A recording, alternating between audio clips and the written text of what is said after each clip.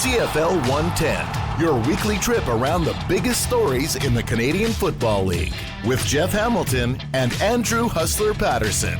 Presented by Garage Living Winnipeg.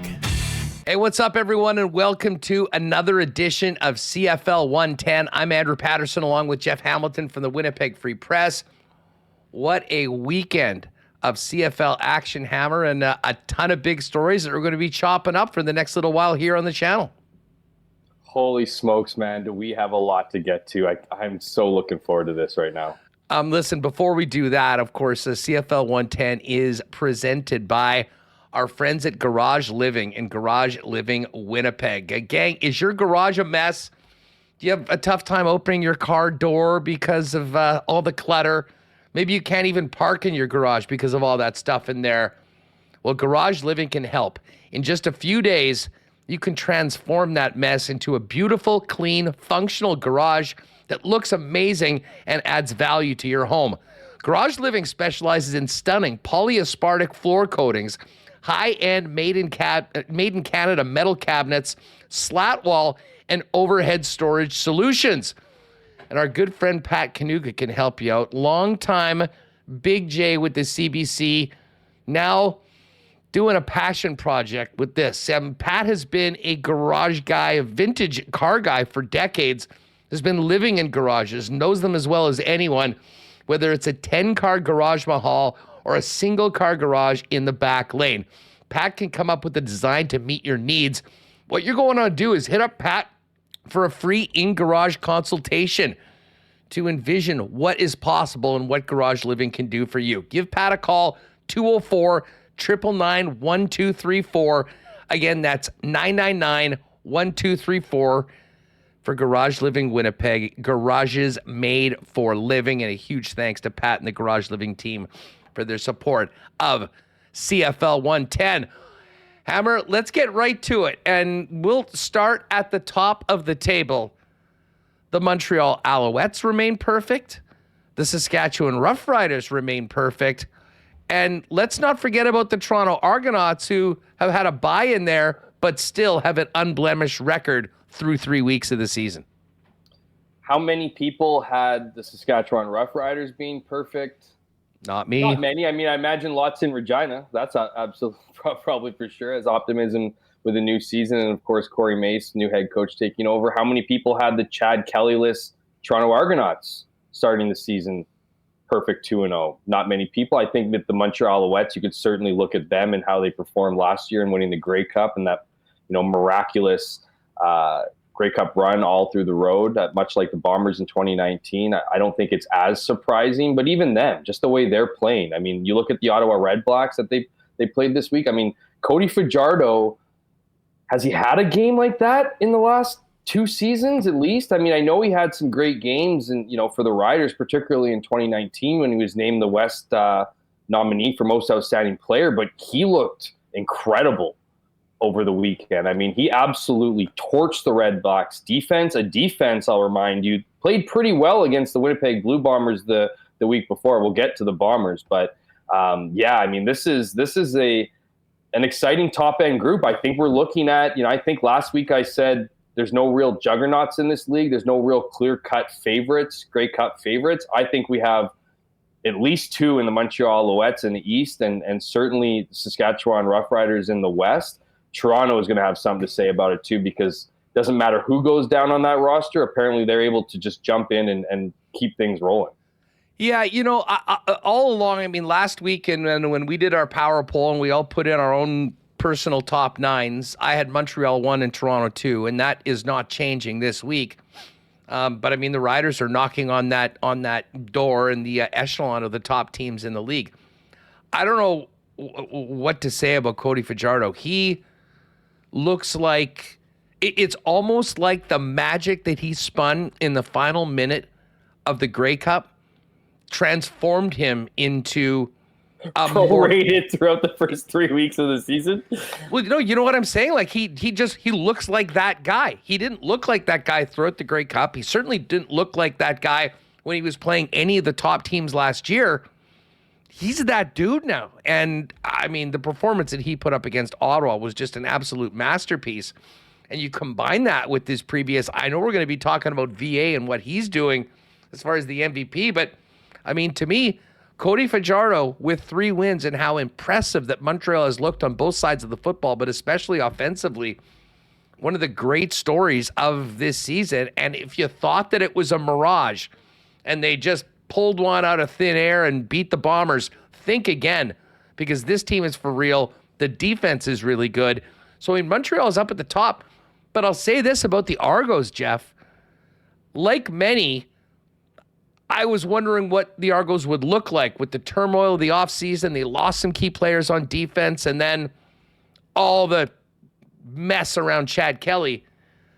Cameron Dukes can play. We saw that here at the end of September when he got his start last season. And I got to tell you, I mean, that game, there was almost no defense in that game between the Argos and Elks. But Dukes was nails in it. And if you thought that the Argos were going to be a second thought this year because of everything that happened, think again. They are legit. And it's been a long time since we said the power of the CFL was in the East. I realize it's early, but through 3 weeks, to me, Montreal and Toronto were the 2 best teams in Canadian football. You know, I think a lot of people are wondering how Cody Fajardo would do after losing Austin Mack over the offseason to the NFL. I mean, Austin Mack was his go-to. If you look at a lot of his passing yards last season, you know, a good chunk of them were toss-ups to Austin Mack. Some of them he would just lob as far and, you know, long as he possibly could, and Austin Mack would get under it, find a way, and if he had to, you know, compete for a 50-50 ball, the chances and the odds of him reeling it in were much greater than half. And so, you know, you look at what they're able to do, you know, what he was able to do this week. I mean, Tyson Philpott is just taking the league by storm. You know, guys having to step up. You look at Julian Grant, another guy who had 116 receiving yards, and then, you know, they got some weapons. I mean, that's obvious in this. But you look at a team like Toronto, and you look at Cameron Dukes. He looks like Doug Flutie out there. I mean, his ability to escape the pocket. I mean, he's leading the league right now in quarterback rating. I think he's at like a 142. I know it's only 2 games, but this guy is taking every challenge he faces. His number 1 receiver in Devarius Daniels, he's out, no problem. You know, I'll just pass the ball around. I mean, and he did just that. Coxie for 58 yards was the highest receiver in that game. Tells you not that he wasn't, you know, he didn't throw the lights out, to be clear. I mean, he finished with 214 passing yards, but he was 18 for 21. So only 3 of his attempts, you know, didn't go. And when you have a running back like Kadeem Carey, who's looking like his MOP self, like he, you know, a few years back in Calgary, that's a dangerous team, man. And you know, while Chad Kelly looked to be a tough loss for this team in the offseason, clearly they have not missed a step so far through this 2 games this year. Well, and that brings us to the Riders. And 3-0 is nice, but if Trevor Harris was out long term, none of that would matter. We've seen what happens when you don't have the quarterbacking position. Listen, Paterson, the backup, was fine last night, and obviously he didn't have to come in. But from all reports, Jeff, it sounds like the worst has been avoided. And I mean, I don't want to get into hyperbole here, but that decision, what we heard from Trevor Harris, really seemed like it was the season as to whether this team could truly be a contender in the West and maybe turn things around and be playing for a Grey Cup. Harris has looked great, and this team is different when he is under center. We were talking, during that game, Huss, and I said, when I saw Trevor Harris try not once, not twice, but 3 times to get up on that knee and failed to, and then, kind of slammed his hands to the turf and then put his hands on his helmet after that, my heart sunk for him, man. I thought this was deja vu from last year when he suffered a catastrophic knee injury, and just to see the look on his face, it didn't look positive. To hear even when he came back, I mean, he didn't come back at the start of the third quarter. Obviously, they were working on him to give him a chance to play, because afterwards, to hear Corey Mace talk about how Trevor Harris was in his ear at one point saying, "I'm good to go." They dodged a major bullet. Now, credit to Corey Mace, obviously not needing Harris to come in and finish the game, and credit to Shea Paterson, who won the job. That was a big talking point coming out of Riders training camp, was how Shea Paterson edged Mason Fine. A lot of people wanted to see Mason Fine, a player who had been in the system for a while. Personally, I think Shea Paterson proved himself, in the preseason. And while we'd seen some glimpses of solid play from Mason Fine, wasn't enough, I think, to commit to him to another year. But, that aside, man, it's the defense on the Riders that kept them abreast. I mean, Jamal Thurman, Jameer Thurman, what a pickup he was in the offseason. That pick six ultimately sealed things. And I mean, they're playing complementary football. They're playing a positive, confident brand of 3-down football, and it's showing up in all three phases. I mean, just take the original play in that game. Special teams took 6 seconds to knock that ball out and force a turnover and give it to Sass. So, there is a lot riding on Trevor Harris. I still think, they still need to be easy with them. I mean, I think that's certainly a red flag, or at least a warning to, go easy on this guy. It didn't make sense putting him in. We'll see what his availability is for this week. You can't think he's 100%. So the good thing is, they got the bye this week. How's that for perfect timing? Everything's coming up Riders right now. That's the beauty too in the decision making. So we're not going to find out probably too much until that bye week's over. But moving forward, I was under the impression that they were absolutely screwed if Harris gets injured. I still think they're in a bad spot if Trevor Harris can't go. But not nearly the same place as I thought before the season started with the way that their special teams and their defense is playing, as well as their offense, even with Paterson behind center. Well, and listen, you got to give Corey Mace a lot of credit. He has instilled a lot of himself, it seems, into this team. Of course, he is a defensive guy. The defense is playing ferocious. The special teams is making things happen. And they have got a lot of confidence late in games when they're down. They've come back twice from double-digit deficits. And then when it looked like things were maybe going Hamilton's way yesterday, they managed to stomp them out with some big, big plays on defense and special teams. And the Riders, 3-0 on top of the West right now, is one of 3 undefeated teams in the Canadian Football League. Moving on to the other end of the ledger, there are 3 winless teams, and the Hamilton Tiger Cats are one of those. A very narrow loss where they blew that 10-point lead in the fourth quarter at home. They had the rematch with the Riders, and it wasn't really close. And I actually had a lot of time for Bo Levi in the first couple games. I thought he was looking good, and I thought he'd been done dirty by his receivers on a number of occasions. I'm not sure whether it was, maybe taking some chances that they felt they had to because they were down in the game yesterday. But it certainly wasn't a step forward for the Hamilton offense playing at Mosaic yesterday and really getting stuffed by that Green D.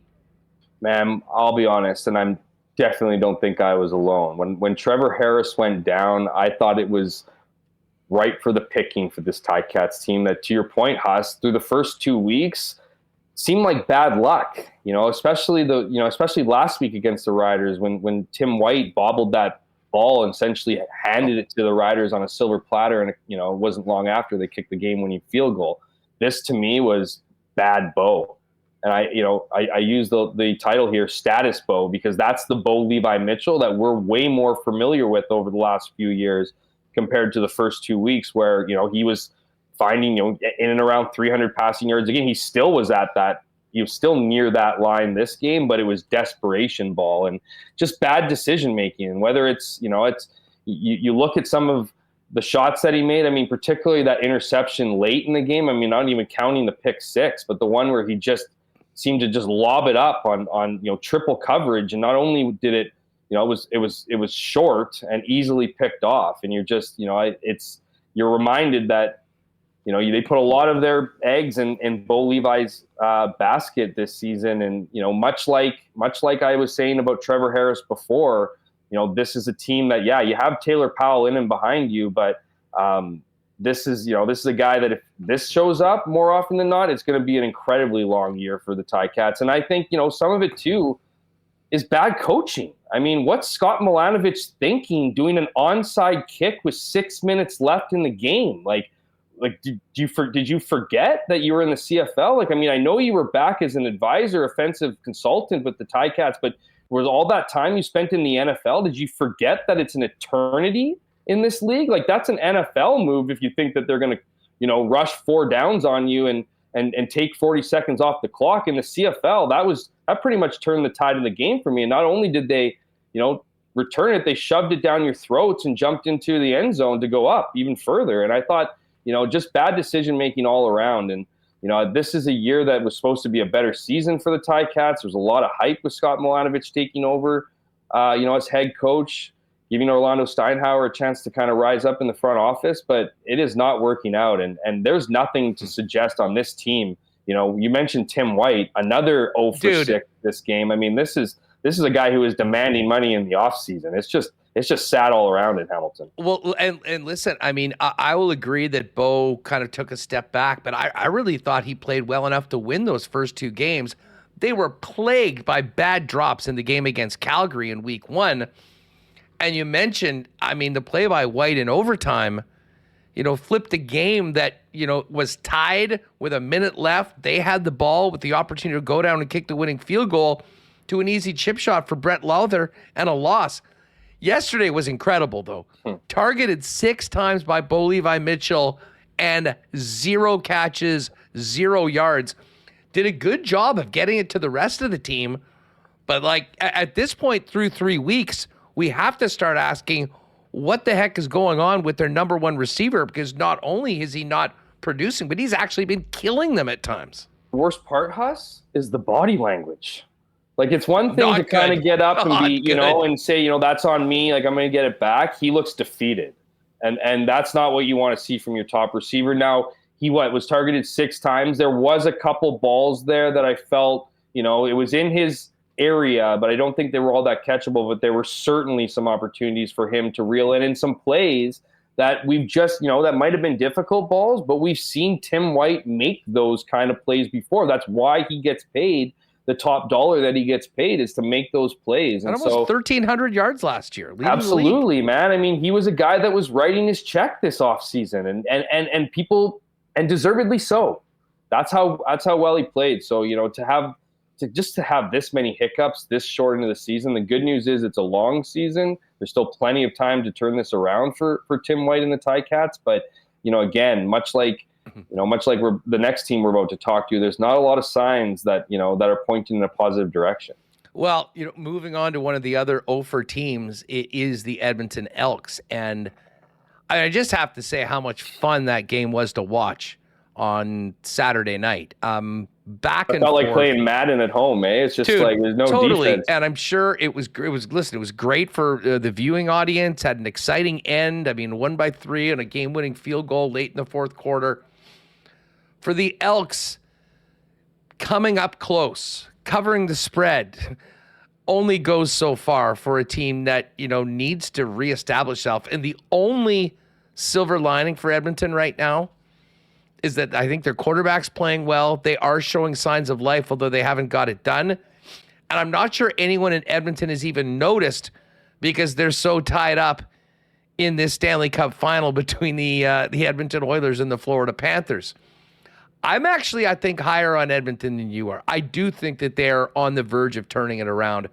And to me, it starts with the quarterback play. And I thought MBT was really good in that game against Toronto. And I think he's been really good so far this season. Obviously, they've got to do a better job on defense. But unlike another team we're going to be talking about, they've been very, very close in these games. And I mean, again, they blew that lead in the first week against the Saskatchewan Roughriders, which I think they will rue.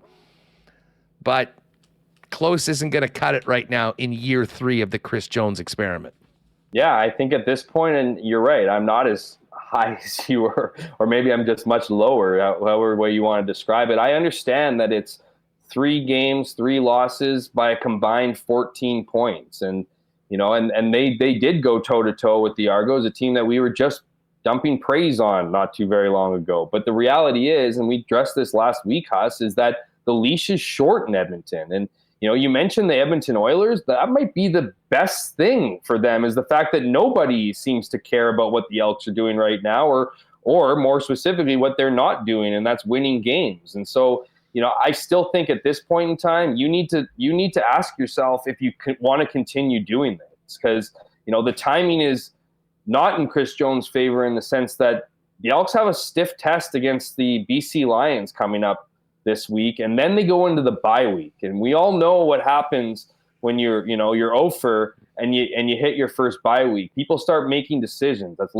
lot of times that's when decisions are made, because it gives your front office an opportunity to figure things out. And so I'm not suggesting that Chris Jones is going to be gone. I think that he's probably has the season, because we are talking about a guy on a 4-year deal. It's not like it's the end of this year and he's gone. He's got next year too. But I just think at this point in time, you've been there for 3 years.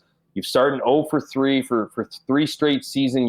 You look at what's happening in Regina when you bring in a young, youthful coach like Corey Mace, who's got the guys, going, playing the way he wants to play. Mind you, I know he had a full offseason to do that. But, if things continue to go south, I mean, how much more are you going to want to put up with this? The question, too, is, well, who would take over for him? And, Chris Jones has done a good job, kind of surrounding himself with people who probably can't take his job. But Jarius Jackson might be the one lone exception. He's a guy working the offense. The offense is working. He's a guy who went to the University of Notre Dame. He's a smart, educated guy. Maybe that's a possibility. But, how many times have we looked at the fact that it's the defense that is letting this team down too is another added shot against Chris Jones, who's supposed to be the defensive guru. So, I'm not suggesting he's going to be gone, but those questions need to be started to get asked there. And, with the whole ownership situation and, the fact that fans are kind of tuning out, you can't afford another loss. And, people are going to demand a change. It's not been a good Chris Jones era. We'll see how many more chances he gets to turn this ship around. Well, and of course, I mean, the way his contract is structured has been quite problematic, because I think he would have been blown out already. But it's time to make something happen or move in a different direction.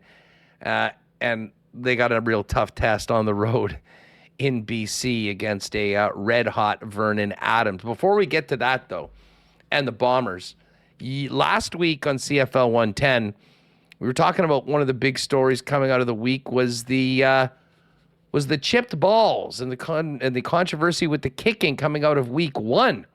Haven't heard anyone talking about it anymore, but we have heard that the guys that did talk about it got an invoice from the Canadian Football League in the form of a fine. Yeah, so obviously revisiting week 1, Sergio Castillo has a horrible performance. We go down there, we interview him. It's not an off night to him. It's these chip balls, and that set in motion, a brotherhood amongst the kickers that came to his defense and said, this is ridiculous. Started bringing up, stuff that kind of behind the scenes stuff about how they had brought this issue to the league and had voted against it. And were told at one point that they wouldn't have to use it in the kicking game. And then last second, they were told that they had to, and they were upset by that. And, so, you had guys like Brett Lowther in Saskatchewan. You had, Lewis Ward and Richie Leone in Ottawa. You had guys that were, again, just coming to his defense. And, sure enough, the league listened. They said, you know what? Okay, we understand that this isn't working. They stood their ground as far as, the integrity of the balls, saying that they have done tests and don't see any difference in using it for kicks. Obviously, you're going to take the kicker's word for that, given, that's their job. But they made the rule change. They said kickers didn't have to do that for the rest of the week, and then it was gone. It was thought to be a dead issue. And I think a lot of people looked at these kickers and said, good on you for speaking your voice and making the game better. So why'd they get fined? Fast forward 2 weeks, not 1 week, not issuing the fines then. They issued the fines after week 2. So upon further review, and of course Sergio Castillo, because he told a bunch of nosy reporters what the issue was, he got dinged for a violation of the code of conduct, and the other guys, because they took to social media, got dinged for violation of the league's social media policy. And it's essentially the CFL saying, okay, next time you have an issue like this, don't go public with it. Sit down and shut up, essentially, when it comes to voicing your concerns. Because the reality is I didn't think anyone said all that egregious. That maybe it brought some negative attention to the league, but the CFL does a great job in bringing negative attention to the league, including, their stats fiasco for the last couple seasons, and the list is long. So for them to do such a slimy move and to ding these kickers, it not only and it's hilarious too, Huss, because the financial hit is $250 each. So if I'm Sergio Castillo, money well spent, because I don't have to use those balls anymore. But it brought back what was not a good look to the CFL, and essentially what they're punishing these players for was bringing the negative attention. Well, the CFL took it one step further, fined these guys, and now we're all talking about it again. And I'm using words like slimy to describe some of their actions. So it's just brought kind of that negative attention back to the forefront, and over an issue I thought was handled pretty well by the players and even by the league, who again stood tall but understood and listened to their players. They listened to their players, Haas. Now they're telling them to shut up. It was surprising, and from my opinion, just seemed unnecessary. I mean, I don't see a lot of benefit. I don't think they look particularly good in all of this. I don't think the $250 is going to change anything from any of the players involved. And as you mentioned, I think it was handled pretty clearly and well by the league when everybody said everything. If you're going to make that change, there was obviously merit to what these guys had to say. So why the fines? I don't get it. It being said, here in Winnipeg, the fine of Sergio Castillo and the chip balls is far from even close to the top stories. We talked about the Elks. We talked about the Ticats. I don't think anyone could have seen the Winnipeg Blue Bombers being 0-3 right now, Jeff, and absolutely decimated as they go to Calgary on Saturday. This isn't just a team that hasn't played particularly well or lost a couple close ones. This is a team that is a shell of what it's been in the last few years on both sides of the football. And you already lose Kenny Lawler. Now add Dalton Schoen to the 6-game injury list, along with Wheatfeld, the other guy that had been leaned on a little bit in the absence of Kenny Lawler. Carrick Wheatfeld's had their best game as a receiver this season. Absolutely. I mean, the biggest play by far. I don't know who's going to be left for this Bomber team, but this is an urgent situation for a team that felt like they were still the team to beat. They haven't beaten anybody yet this year, Jeff, on their way to Calgary, and facing 0-4 right in the face if they can't turn it around on Saturday with a decimated lineup. It certainly is interesting here. Things are not good in Winnipeg. I think the mood in Winnipeg sucks. Obviously, the record sucks.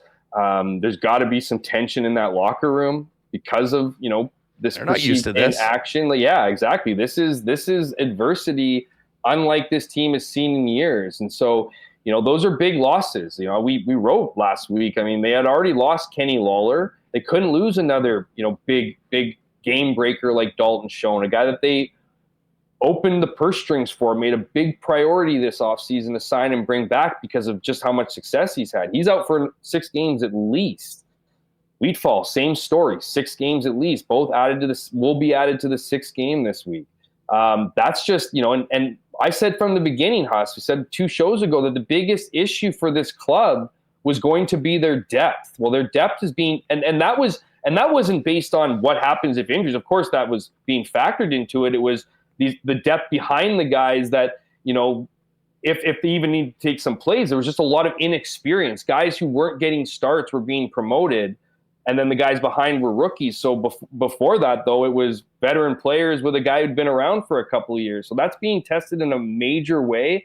I think one of the big, what seems to be so perplexing for the Bombers, and, I think if you look at the expectations are super high here because, you mentioned, we just talked about the Edmonton Elks. The Bombers only lost to the BC Lions by 2 points. Some stupid play calling led to that loss. You could make the argument.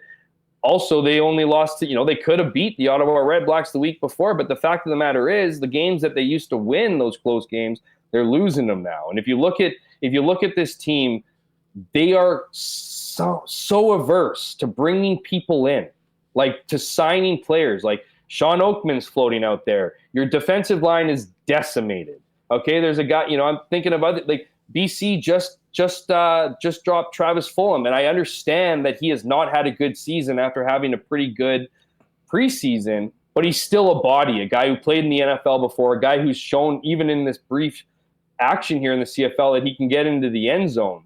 The Bombers have not thrown a touchdown pass yet this season.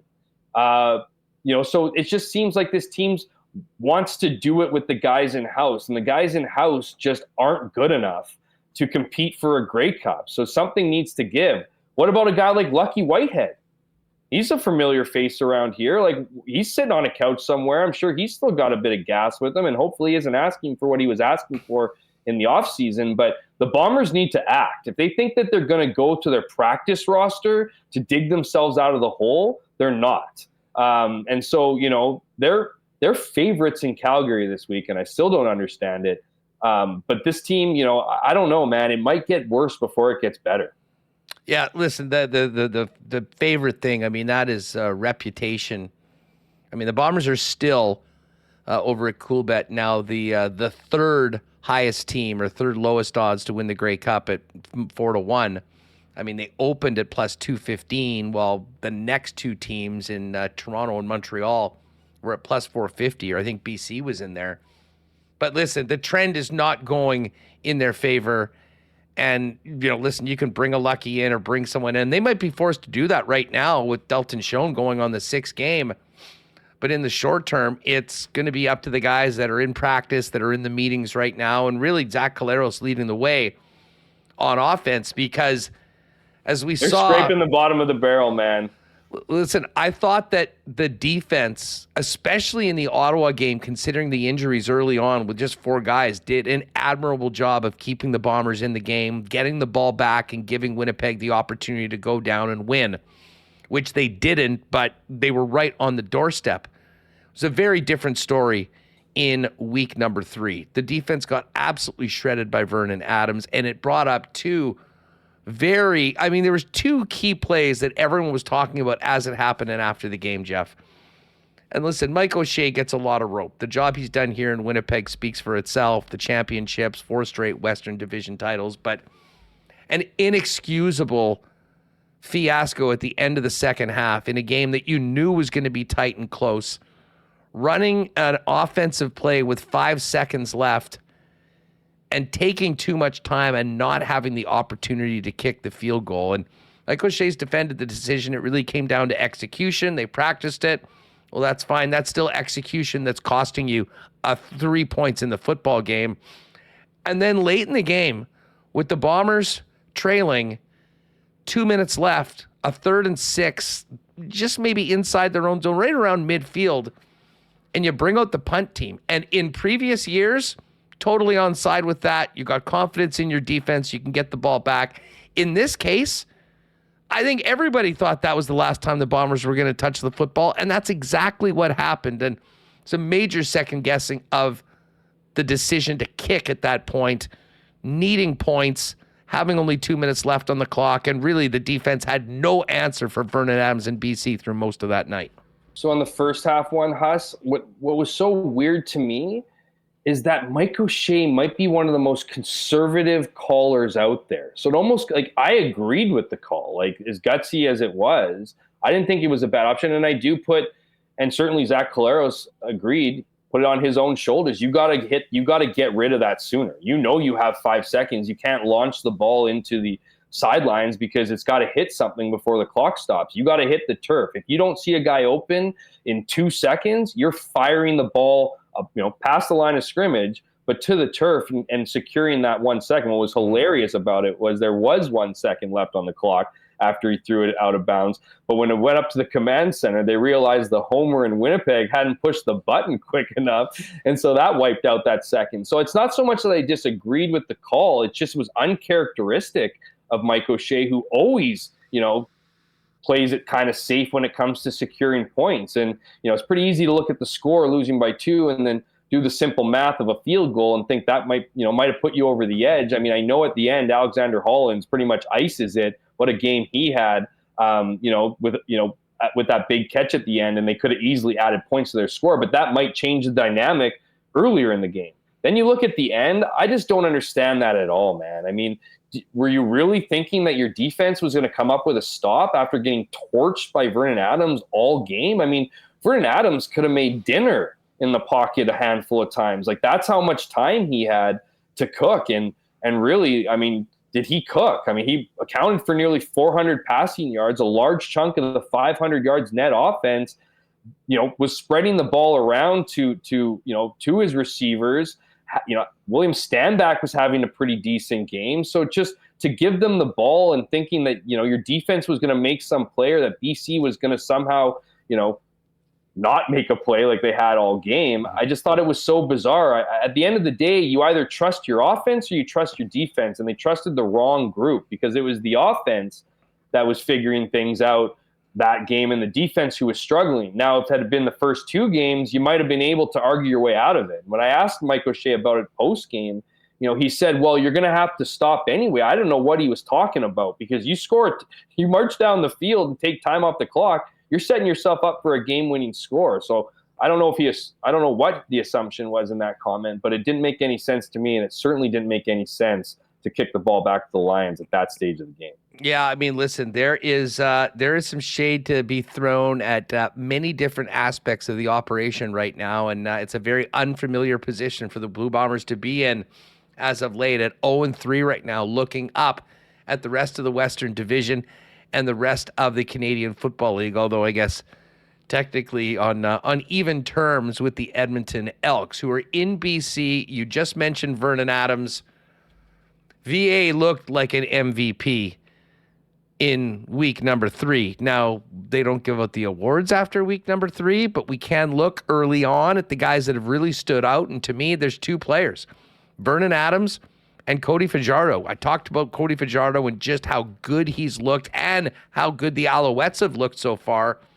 Obviously, the Lions took one on the chin, blowing that 14-point lead in week 1 against Toronto. Since then, though, he has been nails. And listen, he took advantage of a depleted Bomber defense, but he carved them up all night long. And tell you what, he's playing some real good football, and the BC Lions seem to be embracing the opportunity they have right now with the Bombers on the mat and the Grey Cup being hosted at BC Place later on this year.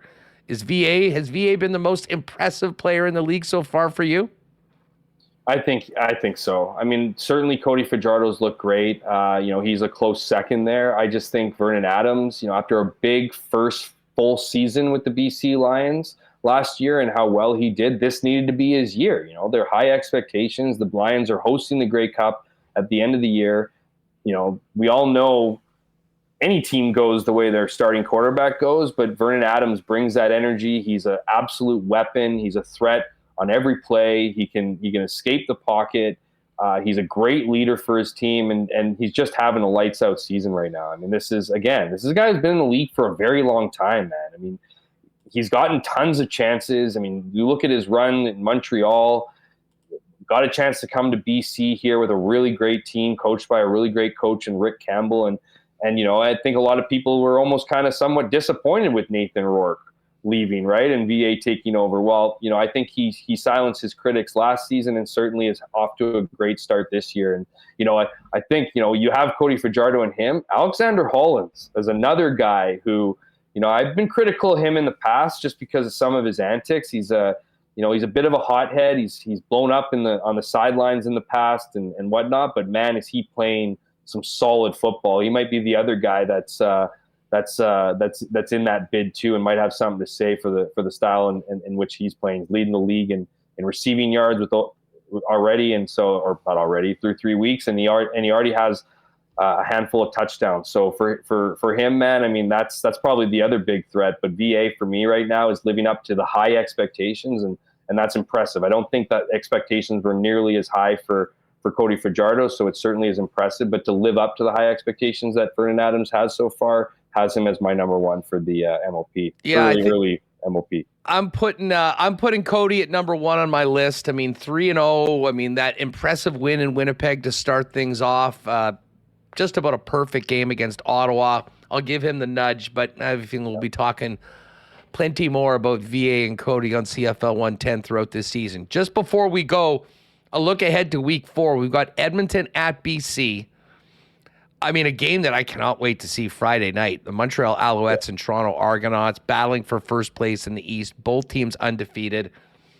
This 0-3 Bomber team going to Calgary, decimated, but I would imagine with a real sense of urgency to get one in the win column and avoid an even worse start. And then Hamilton and Ottawa, which will be an interesting one with Bo Levi and the Ticats trying to, similar as the Bombers, try to beat a 1-1 team on the road and prevent them from going to 4-0. I mean, in particular, I'm intrigued about this Edmonton BC game. I'm sure it'll be a big number for BC. I still like the Elks to be competitive. They probably end up at 0-4, but to me, the game of the week is Friday night between the Alouettes and the Argos in a rematch of the East Final. Yeah, I'm looking forward to that one too, because this will be the biggest test for Toronto so far. You know, they Montreal, as you mentioned, being led by Cody Fajardo, that's going to be a challenge. BC's tough to play at home, though. So, I mean, if you're jumping on the Elks, hoping for that spread, I think it was at 6 the last time I saw. I don't know, man. I can see the BC Lions building up big to start that game. Just the way the offense played for the Elks this past week. If they show up with a similar performance, I think we're going to see maybe CFL record numbers from Vernon Adams and how many yards he tosses for. So I definitely am intrigued. They all have intrigue, right? I'm certainly intrigued with the Montreal and Toronto. I think that's going to be the battle for the East when all is said and done this year. You look at the other games in Calgary and Winnipeg. Like the pressure's on in Winnipeg. Winnipeg's are the favorites there, but go check the tape, man. Even in their dominating years, they have not had many convincing wins in Calgary. It's another difficult place to play. And Calgary seems to have figured out a little bit this year. Jake Maier looks better. They look much better than last season. Let's just put it that way. So, I think that one's going to be a tight one. And then there's a lot on the line for Ottawa. I mean, that was a big opening win against the Bombers, but they came to earth pretty hard last week. Hard. And I mean, you look at some of the numbers, Drew Brown had 292 passing yards, but it was like garbage time. Like they were never even close in that game. And so, they've got to get some respect back in the nation's capital. Meanwhile, as we've talked about for a good chunk of the show, what's Bo going to do? Is Bo going to go back to being the 2018 Bo we saw in the first 2 weeks, or is he going to be the guy we saw last weekend for the better part of the last few years? That's going to be the big question in that one. And, that's going to be a challenge being on the road in Ottawa as well. So we'll see what happens here, but it's not going to be easy for him. Well, week 3 was unreal. I mean, some great games, some high-octane entertainment in the Canadian Football League, and we'll hope to see similar with the 4 games this week, beginning Thursday night at BC Place with the Elks and Lions, and finishing it off on Sunday with the winless Ticats in Ottawa. Once again, a huge thanks to Garage Living Winnipeg, our presenting sponsor of CFL 110.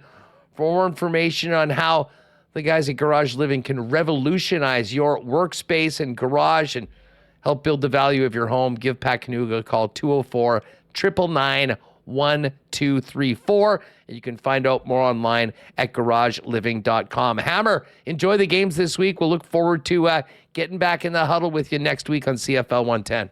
I got a feeling there's going to be plenty to break down after this weekend of games. Looking forward to it, Huss.